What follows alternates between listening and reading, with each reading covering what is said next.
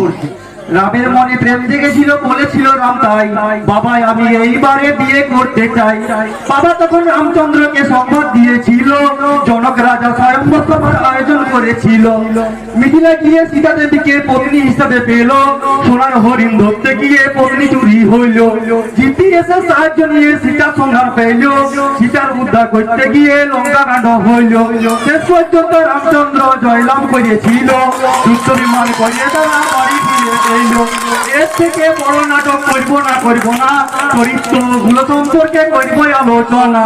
দশরথের অভিনয়ে সুকান্তকে পাই, লক্ষণের অভিনয়ে অতনু ভাই, রামচন্দ্রের অভিনয়ে কাউকে পেলাম নাই, রিয়া বন্টি আমার রাজি হইল তাই।